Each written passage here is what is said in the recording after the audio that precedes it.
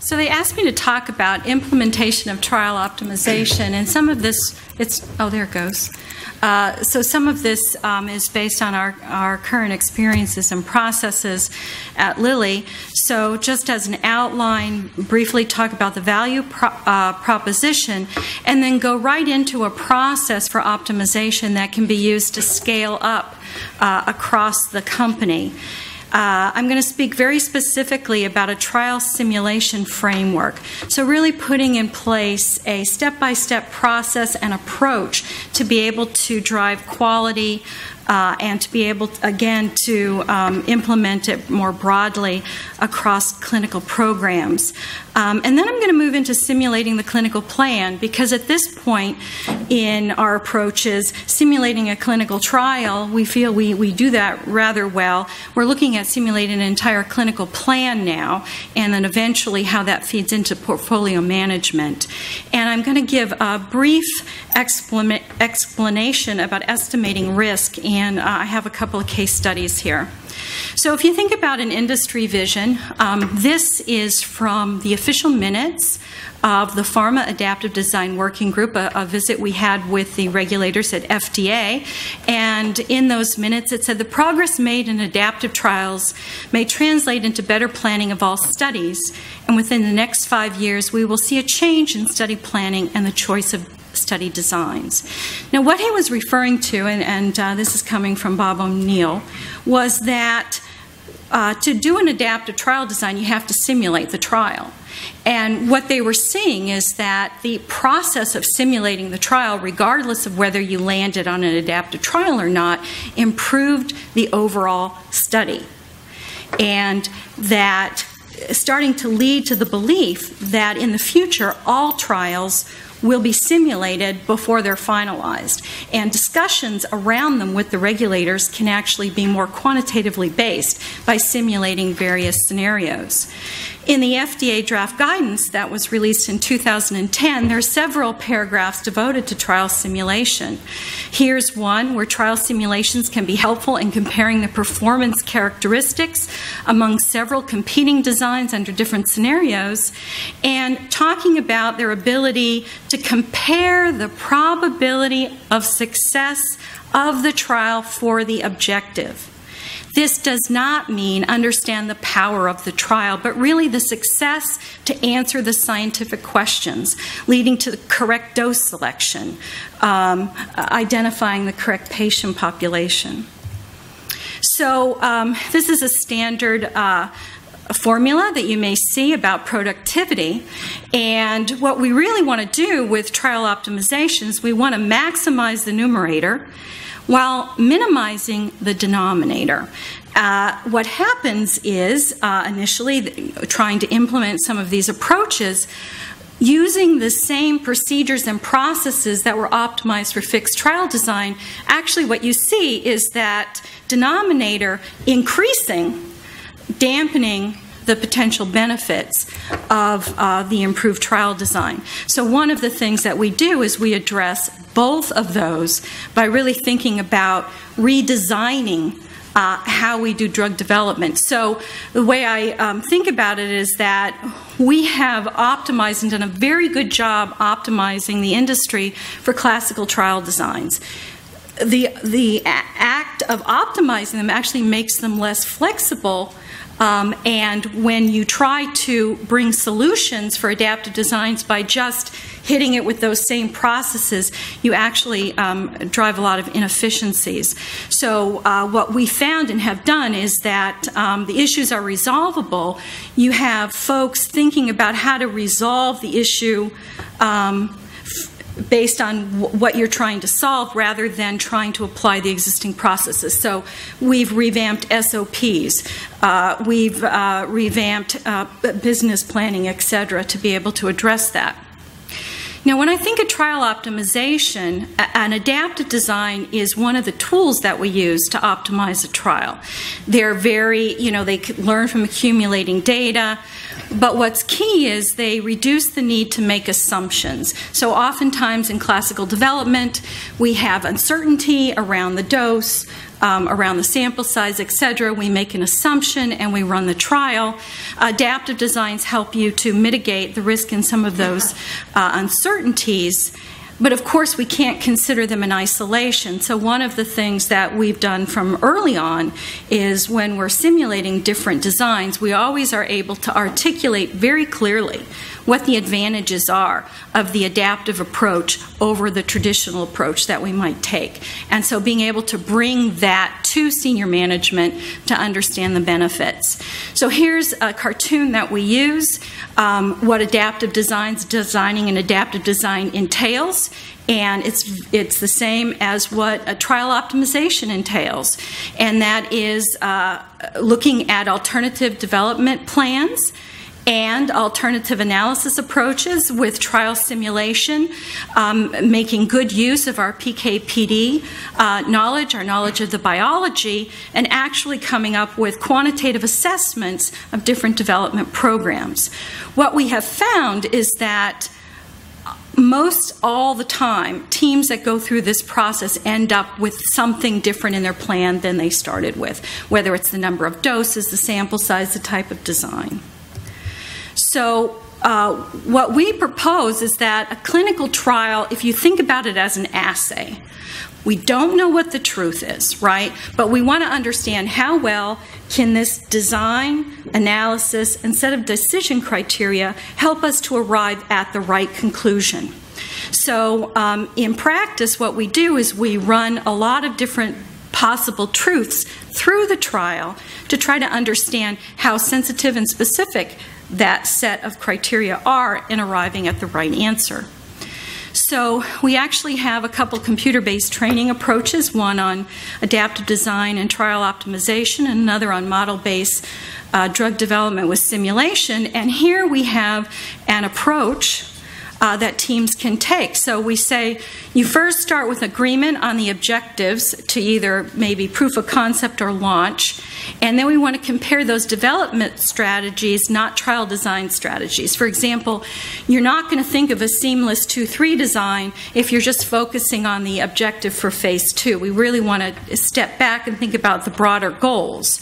We usually start with a standard clinical plan, which I'll call an anchor design. And then we work through with the team to identify and prioritize those risks. So here's the traditional plan.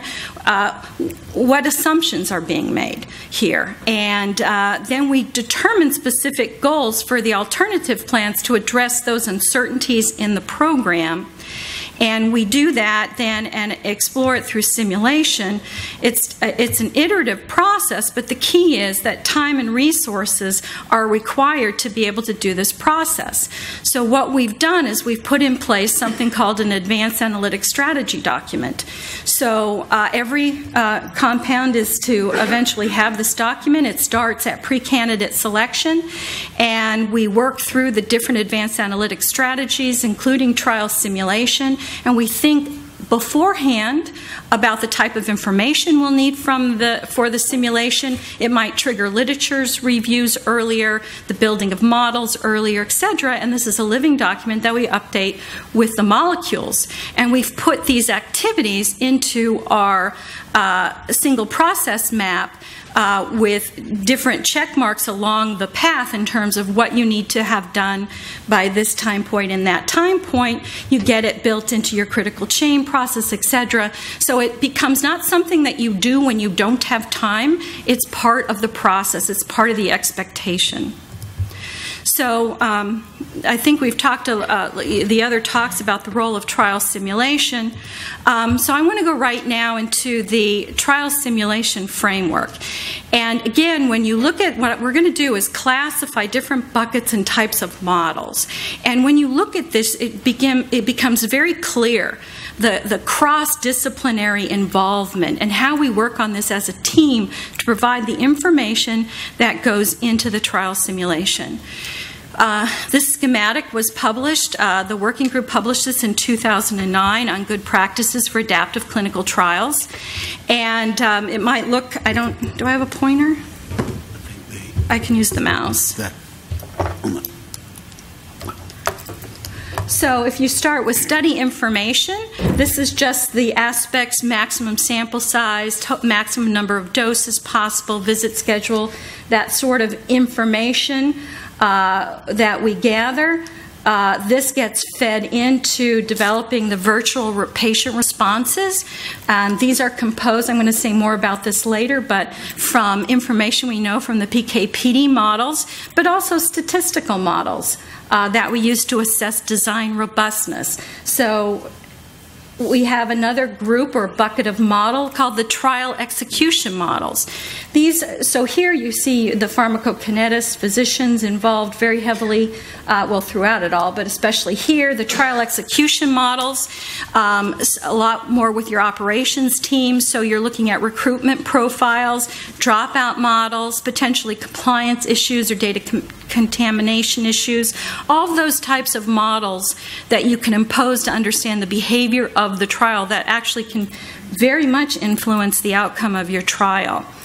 Design models, if it's a fixed trial design, these types of models are typically, everything for a fixed design is usually defined in this bucket, but for your adaptive design, there's a lot of models that you might need to define, such as how often are you going to look at the data, what data are you going to look at, how are you going to allocate patients, what might you use for stopping rules, etc. So there's a type of model. The final data analysis model. Sometimes when we do these exercises, we find that just by changing the analysis model and the decision criteria that it's based on, we can increase efficiency. So we look at a variety of different types of analysis models within this process. The performance metrics.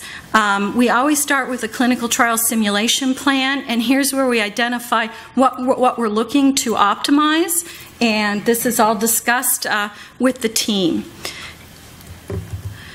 So the FACTS tool is one type of tool that we use for these types of assessments, and what you'll see I have circled here is the tab headings. So this was very proactively designed this way to align with this, the framework. So when we're going in, it helps people. We give them we teach them on the different types of buckets of the models, and then they have tools that align with those buckets to help them with the simulation.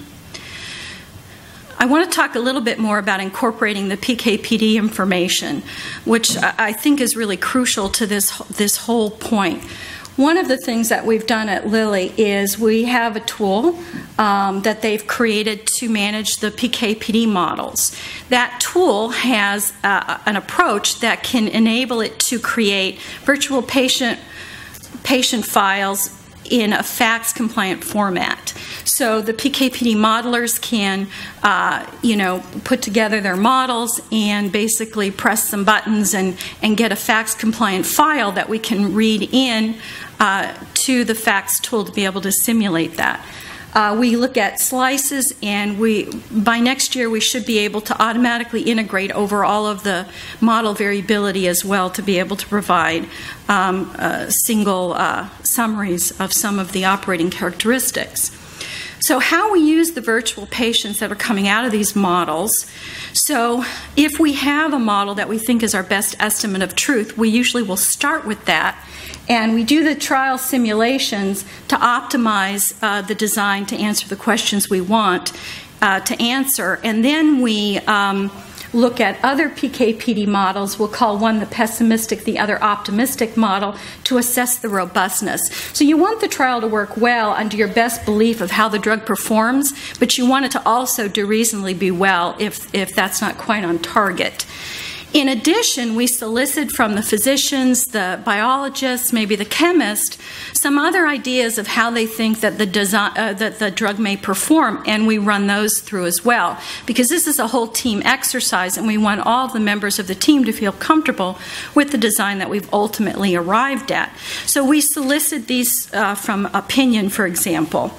But we also have a few models that we run fairly regularly. For example, typically one will assume that the drug either has no effect or it has a clinically meaningful effect, so one of two states. But what is most interesting, and I think what is most often the case, is the drug has an effect, but it's not really clinically beneficial. And those are the cases where you're more likely to take a molecule forward that you shouldn't, because there is some effect, you're seeing some effect, but it's not of benefit to patients. So we run models of that sort through to see how well the design and decision criteria is working. Now, clearly, no single design can perform optimally across all these scenarios. But we still look at these different slices to help fine-tune the design, and we identify which scenarios are more likely and tune it that way. So if you think about assessing the candidate design, quantitative decision criteria that we develop, it might be what are your risk levels for your false positive and false negative decisions. So a lot of times a team wants to be 80% sure perhaps if they go into phase 3, but when we look at the simulations, we can't be 80% sure, not with the budget. We might say to have that much certainty discharge, you're going to need to double your budget. And so, you know, that may not be a possibility. So we iterate back until we get a balance between the budget and the acceptable risk criteria that they're willing to take.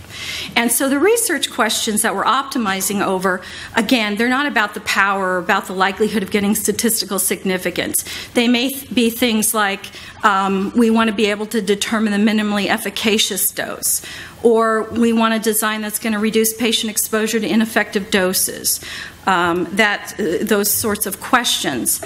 So here's an example of a table that has some more complex decision rules that we would use in practice. So here is a situation where we have 4 doses and placebo looking at a trial. We have this series of virtual patients, the most likely PK/PD model, an optimistic model, a pessimistic model. Then some other, just for sensitivity, the high dose only meets the clinically significant difference, maybe a U shape, and maybe one where the drug is actually not beneficial at all. The number of viable doses for each one of these scenarios are listed in this column. And notice that I said viable doses, because one of the things that we find with teams is they'll say, well, your adaptive design didn't identify the right dose. Well, you know, is really the goal identifying the perfect dose that matched your criteria, or is it identifying a dose that's commercially viable, that's of benefit to patients, has a good benefit-risk ratio? Because in some of these scenarios we run, there might be a couple of doses that meet that criteria. So we tend to assess it towards whether or not it's picking an appropriate viable dose, rather than it's actually getting the exact minimally effective dose, for example. And we look at then the probabilities of correctly selecting the dose or correctly killing the drug. And so if the pessimistic in this scenario here, for example, the probability is only 60%, we might say, well, you know, we really want to do a little bit better in this area. We're doing well on these models, 80%, 87%. And so what we do is we tweak the design and the decision criteria to see if we can improve this while still maintaining this level. And that's why it's important to look at slices of reality before we integrate over the entire uncertainty, and I'll talk about that a little bit later. So here's a case study where we're following this process. It's a phase 2 dose finding study. It's a responder outcome at 24 weeks. Now what had happened is they had run a phase 2 trial already with 3 doses and placebo, but what they found was all 3 doses were equally efficacious. So they wanted to explore the lower dose range, and we're looking at 120-fold dose range here, right? And they also wanted to move quickly. And, you know, from an operational perspective, there was a lot of pressure to just take the existing protocol, the one that was just completed, and just put in 3 different doses, because that we could operationalize very quickly. Basically, we'd have the protocol already written. So what we did was we wanted to simulate this process. So we have our anchor plan, which was the design with just 3 new doses, and we gave them their, you know, which 3 doses do you want to put in there? And we ran a couple of different sets. The analysis was going to be pairwise comparisons to placebo, and then the plan was for the PK group to do post hoc modeling of the dose response. So we picked a second alternative design that had 6 doses, and we were going to do a response adaptive randomization with early stopping for futility. And we were constrained to the same sample size that they were going to run for the 3-dose design. So when we did those simulations, it became very quickly apparent to the group that there was a chance that they'd have to run a 3rd phase 2 trial. Because as they each decided on which 3 doses they would run again with a 120-fold dose range and potentially a nonlinear exposure response model, there was an agreement on what would the next 3 doses be, and regardless of the scenario of truth we ran through, the 6 doses always came out more likely to get the answer right. And remember, we didn't increase the sample size. So we had a set of quantitative decision criteria, correctly identifying ED95 and a minimally effective dose. We wanted, if we did the response adaptive randomization, we wanted to make sure we were allocating more patients to the ED95, and we wanted to make sure that it stopped early for futility when it should. So those are the quantitative decision criteria we put in place. The trial execution models we looked at was slow, expected, and fast. So basically what we do is we work with our enrollment group and we come up with a rate that would be the slowest that would be feasible. And we have run adaptive trial designs where we control the enrollment rate. So we have experience doing that because sometimes it's really about getting faster to patient. It's not faster to complete the study. And sometimes controlling the enrollment rate is faster to the right answer and to patients. And then the fastest they thought they could possibly do, and then the expected. Dropout rates, we looked at several different models for dropout rates. And then the patient response models that we used. I'm not going to go into detail about the adaptive design, but basically the types of models was the data sampling, how often were we going to do interim analyses, how were we going to allocate patients relative to the response, what was our criteria for stopping the study early.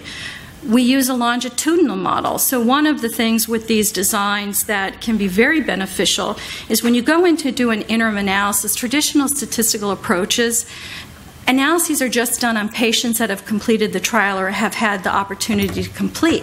They don't actually use all of the information. Well, we prefer to use methods that use all of the information by using a longitudinal model to impute patients that are still ongoing in the trial. And we use simulation under different potential true patient response trajectories to see how robust our longitudinal model is to coming up with the overall answer. There are non-parametric longitudinal models, for example, that can be more responsive to the actual data trajectory. And then we used a dose-response model, which is also a non-parametric normal dynamic linear model. One of the things that's important to do is we don't simulate a particular dose-response model and then use that same model to fit the data. In other words, we don't say, I know what the answer is and I'm going to use that same model. So it's important that you look at different models for the analysis and the simulation of the truth to understand the robustness from deviations. We looked at several different types of final analysis, both the analysis they had considered and a Bayesian analysis that relied on choosing the doses based on posterior probabilities. The performance metrics we looked at were mean sample size per arm, likelihood of stopping early, false positive and false negative rates, etc.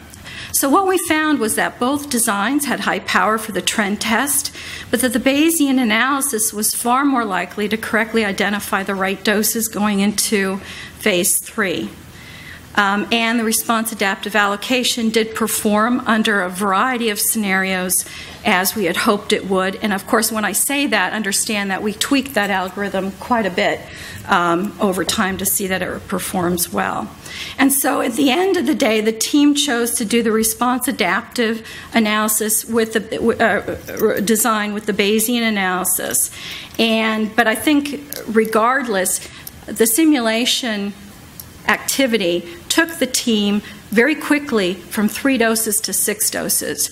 And then it was just a matter of, well, do we do the response adaptive or do the fixed allocation? And either one was a significant improvement over what they would have done without the simulation experiment. So in terms of simulating the clinical plan, I think of this as the next phase. So we spend a lot of time building up our ability to simulate very realistic trials. And we've been working on simulating trials in sequence to be able to do a better job in the overall clinical development paradigm. With the ability then, the next phase will be incorporating that information more readily into portfolio optimization. So if you think about the clinical plan in itself is an adaptive system, okay, because the future trial depends on what you learn in the current trial. And a clinical plan should be based on your accruing information. When we think about this process, you need to simulate the trials in sequence with the decision criteria that you might use to be able to understand how that system will work. In other words, it is not sufficient to simulate a phase 2, take the average of phase 2, think about what decision criteria you might place on that, and simulate phase 3. You really need to do it in sequence. One of the things that we have observed is a belief that too much emphasis is placed on the go, no-go decision criteria. So probabilities often discusses what's the likelihood of going forward when we should, and not enough on the consequences of the information gained from the trial. In other words, it's not enough to go forward when you should because the drug is working, but you have to go forward in the right direction. And when we focus the metrics on just whether or not we're making that right decision that the drug is viable, I think it can lead us to far more failures in phase 3. So what we have is a system where we look at a series of possible clinical phase 3 development plans. So here you see you have phase 2. And you might have a decision like the example I showed you where you're going to repeat phase 2 depending on what you find. You may have another situation where the data looks really good and I'm going to start a new indication and 2 trials in parallel. You may have a situation where it's looking pretty good, but there's still a lot of uncertainty or risk. So what I want to do is I want to initiate one phase 3 trial, do an interim, and potentially initiate the third. So sort of staggering your risk. And what we do and have done is we put together what these different criteria might be, how it what you learn impacts the design of these trials, and simulate out to see, to optimize this system of decision criteria. And what we would argue is that in able to optimize phase 2, you need to understand how it's going to play out over the system. So I want to stop for a minute and talk a little bit about estimating risk, because we're calculating these probabilities, but what exactly are we calculating? So if you think of rational action is merely a question of calculating the chances and playing the odds, I want to give a little example that we've discussed internally at Lilly about understanding probability statements. So assume that I bought a lottery ticket for next Saturday's Powerball drawing. The jackpot's a big one, $300 million, and we have a certified system in place that there's a 90% probability if I win the jackpot that I'm going to share the proceeds equally with this audience. So then the question is, how likely are you to get a big wad of money Sunday? Are you 90% likely? Is it highly likely? Well, the solution is, the key is I said, if I win, right? There's a very low probability of winning the lottery, and Bill Pruka, one of the members that I work with in my team, looked it up, and here's your odds. Very slim.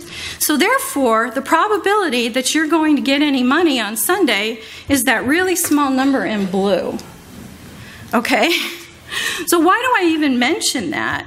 Well, it's because the type 1 error rate in power is a conditional probability. So when we have a power of 90% or a type 1 error rate of 0.05, that does not mean that's the probability you're going to make a false positive decision. It's similar to this lottery question.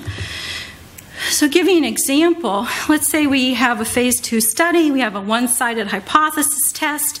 We set alpha at 0.2 and the power at 95%. So I have my null hypothesis of no effect, and my alternative, it's powered assuming an effect size of 0.5, a clinically relevant difference. To calculate that unconditional probability, I have to know how likely each of those two hypotheses are to be true, right? So I can artificially, say, well, it's 68% that there's no effect, or 32% that there's an effect of 0.5, and I can calculate the probability of a false positive decision, about 14%, a false negative, a little less than 2%, and the probability of making the right decision, about 85%. But what I would say to you, it's not realistic to assume there's only two possibilities of drug effect. It doesn't either work like placebo or work as good as we hope it works. Instead, there's a distribution or a range of how the drug might perform.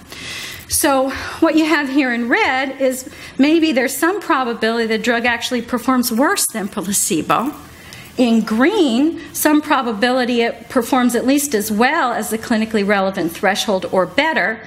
And then there's this gray area in between, right, where many of our drugs fall. And so it has some effect, but it's not clinically relevant. And so what we do is we have to integrate over this uncertainty in the drug effect to get you those probabilities of making the right decision, making a false positive decision. So here's an example again. If you think about it, our effective null space is actually the gray and the red combined, because the null is the area where we don't want to go forward with the drug, right? It's not this red area, which is what the statistical hypothesis test looks at typically. And here, what I've done when integrating over that, the conditional probability, the true conditional probability of a false positive in this case is over 41%. Of a true positive, it's about 100%. The key is that to understand what the interpretation of a frequentist hypothesis decision criteria means, you have to understand the variability and the unknown truth. And so even if you interpret the type 1 error and the alpha as a conditional probability, they're not the conditional probabilities of the 20% and 95%, for example. So assume I have a simple go, no-go decision at the end of phase 2. The probability of a false positive decision, the conditional, the probability I will go forward if the drug in truth is not effective, which is what I calculated on the previous page. The unconditional is similar to the lottery question, the probability I will go forward and the drug in truth is not effective, right? And I would say that many of the decision makers actually are interpreting it as an unconditional probability, or at least they need to have that information, this unconditional probability information. So we provide both, and I'm going to go into a little bit more of that. So in practice, defining that uncertainty in the unknown effect can be difficult, but we have approaches that exist to help construct that. And by using this, we can address a lot more complex questions other than just the likelihood of statistical significance on the primary. So when we think about calculating the probability of study success, for example, one of the things we do with teams is we sit down and understand, what does success look like for you? Okay, for this team, what does that look like? And it could be statistical significance on one or more measures if it's a phase 3 program. It could be, what's the probability that I'm going to achieve my base case label, for example. So we look at a variety of measures and the likelihood of succeeding all of them. And simulations are needed to calculate these probabilities. So here's a case study. This is based on a real case study. I've simplified it down. So we're at the phase 2 stage. We have two options. They wanted to run, this was a flexible dose arm versus control of 50. Or another option, maybe I have a flexible dose and control of 75. I've developed this go, no-go decision criteria. And if I go forward, I'll have one phase 3 study that looks like a flexible dose and control at this sample size, and another that has the high dose, low dose, and control. Again, we looked at a lot more things, but I'm just simplifying this for the example. And the go decision was we wanted the predicted probability of successfully achieving the following conditions to be at least 80%.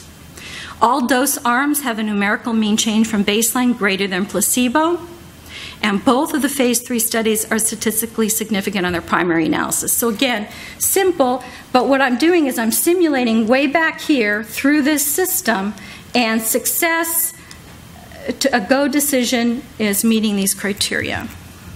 So one thing to keep in mind here is that the phase 2 and 3 designs are similar except for the sample size. This is a disease state in which that is possible and true. And the true effect size here, that effective null space, is the effect size of 25 or less. They wouldn't want to go forward into phase 3. Again, it's not does the drug have an effect, but is the effect at least 0.25 effect size.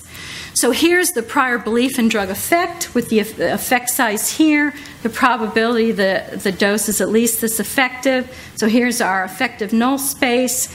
And what we felt going into before the start of this phase 2 study, that the probability that the effect size was less than 0.25, in other words, that gray area or below, was 60%. So pretty high likelihood that it didn't work.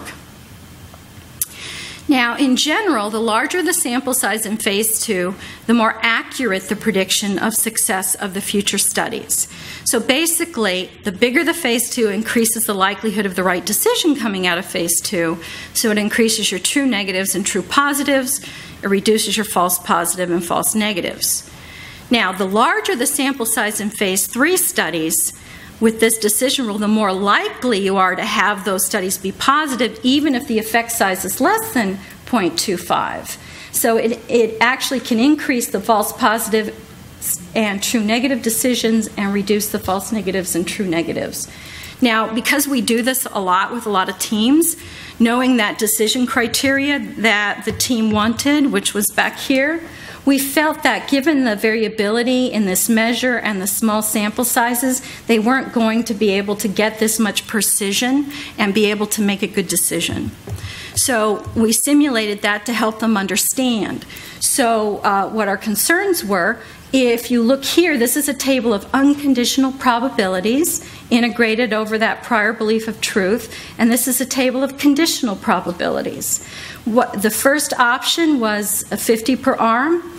We did one where we took the 50 per arm but increased the phase 3 sample size, and then the second option where we had 75 per arm. The probability of a positive decision is quite low, as you can see, this one being a little bit better. The probability of the right decision, though, given that we had very little belief that the drug was working, is not too bad, 80, 81, 83%. The conditional probability, if you look over here, the false positive rates, 0.028, 0.040, they're quite low. And these are trade-offs. So if you're willing to take a little higher false positive rate, we can increase the operating characteristics a bit. So we modified the decision criteria to be similar, but now 70% probability instead of 80. And what you see here, so that increased the likelihood of making the right decision by a couple of points. It increased by a couple of points the likelihood of a positive decision, and it brought the false positive rate, the conditional false positive rate, to about 0.05, which is certainly acceptable. But when you look at this, this really isn't that great of operating characteristics, right? So to show you how, I'm going to show you what we ended up recommending, and it might give you an idea of how I oversimplified that problem, but hopefully it was helpful.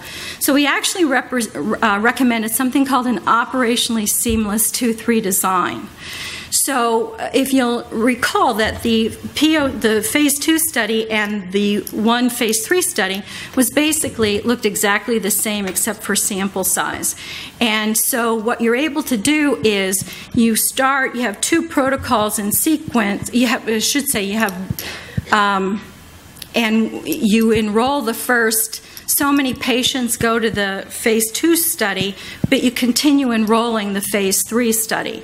So by the time you get the answer to the, all the patients enrolled in the phase 2 part have completed, you've partially enrolled phase 3. This allows the team to be able to look at all of the data of the phase 2 and make their decision. Then we modified the decision criteria. So with this goal, we were going to, once you have the analysis, it's probably hard to explain. So if you look here at the design, so basically these enroll as one study, but they are two separate studies. So once these patients have complete and this data is locked, you make the decision to trigger the next study if it looks good. What we found was that because you didn't have a lot of uncertainty, the best thing to do was to use a tiered criteria. So if you analyze that phase 2 study and the predictive probability was greater than 80%, we'd start the second phase 3 study. If it was less than 40%, we'd stop the program. And if it was between 80 and 40%, we needed more information, and we would continue to let that first phase 3 trial go and perform an interim. And the trigger for whether or not you would start the phase 3, the second phase 3 study, was part of the decision criteria. So this was a way to stagger the risk.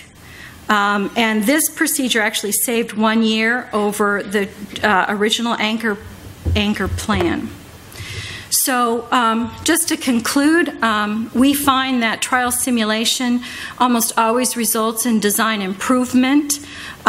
We believe you need to assess it in the context of the clinical plan. You need to understand what that information will trigger. Sometimes it's better to have a more lean phase 2 and just go right into a robust phase 3 because you're not going to be able to discharge enough risk in phase 2.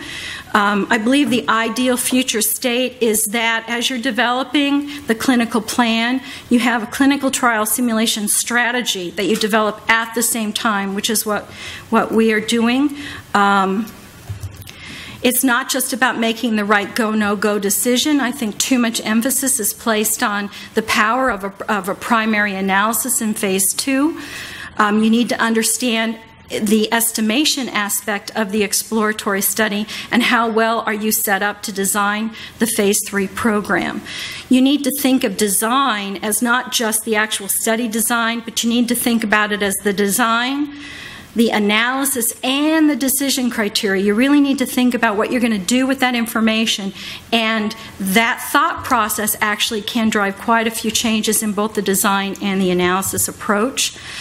The assumptions are critical. It's very common for me to meet with a team. They have data, and they're very uncertain about the dose, and I come back 2 weeks later, but all their uncertainty is gone, and they have had no new data, but they have sort of talked themselves into it, I think, a little bit, because at times it becomes blurred on what we know versus what we assume or think we know, and we need to be very careful of that and use some of these adaptive approaches to build in so we can allow that uncertainty to be discharged while the trial is ongoing and adapt the study appropriately.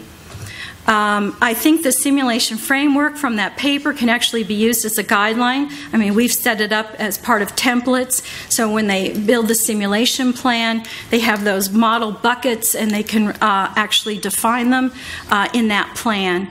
And of course, always start with a simulation plan. Some of the sometimes newer statisticians, they almost start simulating in an infinite loop.